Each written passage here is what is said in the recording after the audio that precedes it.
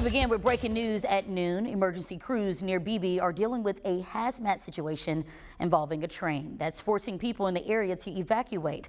Thank you for joining us. I'm Jurnee Taylor. Police tell us the train was leaking toxic gas as it was passing through the area. Officials say it's now stopped in McRae and is still releasing chemicals. The White County Sheriff's Office is asking people to avoid Highway 367 from McRae to Bowman Road, Highway 367 intersection. Everyone that is within a mile north and south of the train tracks between BB and McRae should evacuate the area. And we, of course, are still working to figure out what happened and the exact threat caused by this hazmat situation. We do have a crew on the way to the scene, and we will bring you live details as they come.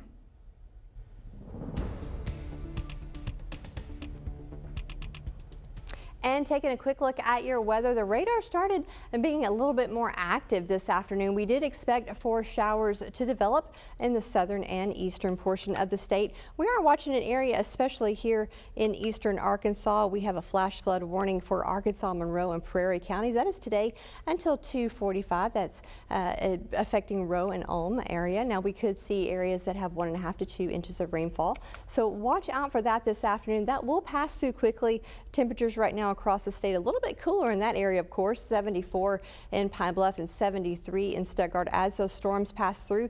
84 in central Arkansas, 81 in Clinton, and 88 in Camden. For today, we're going to see those cloudy skies with little pops of sunshine here and there. We're looking for those highs to get pretty close to 90. With that cloud cover, we may not make it quite there, but watch for those afternoon showers, those isolated storms passing through early evening. But as for tonight, we're just looking for cloudy skies and dropping into the 70s. All right, Tracy, thank you. Well, happening as we speak, lawmakers are gathering for a special session at the state capitol. At the top of today's agenda sits unfinished business as officials failed to set a budget for the Arkansas Game and Fish Commission. With the fiscal session coming to an end back in May, the Arkansas House fell 13 votes short in their efforts to pass a bill that would have given Game and Fish the appropriate funding. Now they must decide on a resolution by July 1st. And with that, the governor is hoping to cut some taxes as well. We'll bring you the very latest from today's meeting on air and online at teachv11.com.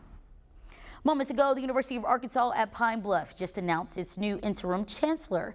Dr. Andrea Stewart will fulfill those duties starting as soon as July 1st. And in a statement, she said, quote, "I am deeply honored to serve as the interim chancellor of UAPB and thank Dr. Bobbitt for this tremendous opportunity," end quote. And a heads up for people driving in Little Rock, utility and weather conflicts is pushing back construction along North Watney-Parham. The stretch will remain closed after already being shut down for over a month. At this time, no word on when the project will be completed. And there's a big deadline today for anyone who is self-employed, and unless you want to pay harsh fines, you shouldn't miss it. We're talking to all the business owners and freelance workers, as today is the final chance to file your federal taxes. If your tax liability reaches more than $1,000, you're required to pay dues to the IRS. If you don't, you risk the chance of facing harsh penalties.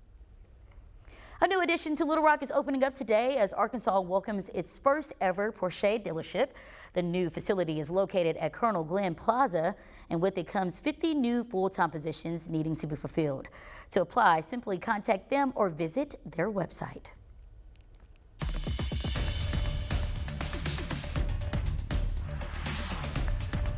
A man is dead and 3 others are injured after bullets went flying at Saracen Landing in Pine Bluff. Officers received a call shortly after midnight on Sunday, and after arriving to the scene, they learned 4 victims had been taken to the hospital, one of which was 20-year-old Corey Berrien, who was eventually pronounced dead. As violence continues, residents in Pine Bluff say they're ready for something to change. You can have a great day, but it'll be a better day when, I can get up in the morning and look at the paper or read the news and no one has gotten shot or, no one's been burglarized or anything. Right now, we don't know the names of the other 3 victims or any potential suspects. We'll keep you posted once we have that information. And one mother is demanding justice after her son, Dejon Nelms, was shot dead in December. 6 months later, she's standing beside others with similar experiences rallying outside the state capitol as they call on local leaders to take action against senseless gun violence. I want justice for my son. And like I spoke before, I want it not only with the killers, but I want change. We love you, Dejan, and Mama standing on business. Well, Dejan's mom is calling for more mental health resources to help cut back on acts of crime.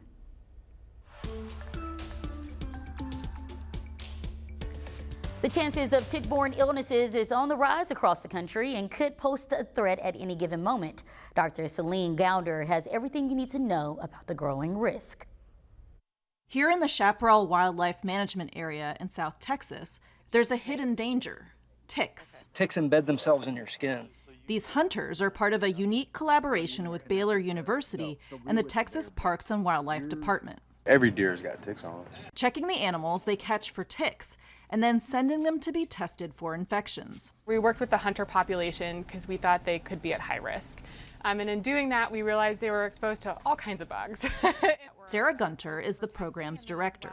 We want to know what the risk is in an area, because if we're going to diagnose people based off of symptoms, you have to know that there's a risk for that disease in the area. It's a risk Tony Galbo has been campaigning to create greater awareness of. She was awesome. Everybody flocked to her. His 5-year-old daughter Gabby died after developing the tick-borne disease Rocky Mountain spotted fever 12 years ago. He says her illness wasn't diagnosed in time. It's continued to be ignored. Mandatory reporting, mandatory mapping, and public awareness. That's all I'm asking for. If we can start doing that, there's going to be less and less cases missed. This map shows the increase over the past 20 years in reported cases of Lyme disease, the most common but not the only tick-borne infection in the U.S. We're finding ticks move into new areas. And why is that? Things like changes in the seasons, so summer's getting hotter, summer's getting longer, allow ticks to move into areas that maybe it was historically too cold for them to be. People moving into areas where they historically haven't had people can put individuals in closer contact to animals and wildlife and result in what we call spillover of disease. Back in Chaparral, Jesus Garcia takes precautions before heading out. You want to spray yourself down. You want to wear the proper clothing. After coming back inside, run your clothing through the dryer to kill any ticks, and check your body carefully for ticks as well. It's so important to treat immediately for a good clinical outcome. Dr. Celine Gounder, CBS News, New York.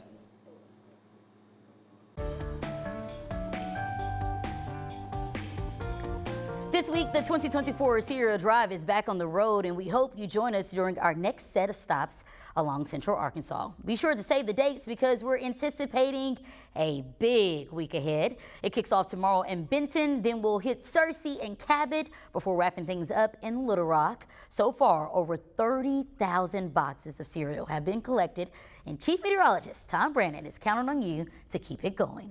Now, we've made it easier for you to participate and get the details on donations. Simply pull out your phone right now. We'll give you a second. We need you to text the word cereal, that's C-E-R-E-A-L, to the number on your screen. That's 501-376-1111. We'll send you a link with everything you need to know. Some of your favorite stars took the stage this weekend for the 77th Tony Awards. After the break, a recap of the show and who walked away with the gold. And we've had some storms develop this afternoon on this Monday. I'll let you know how long they'll last and where they are headed coming up in weather.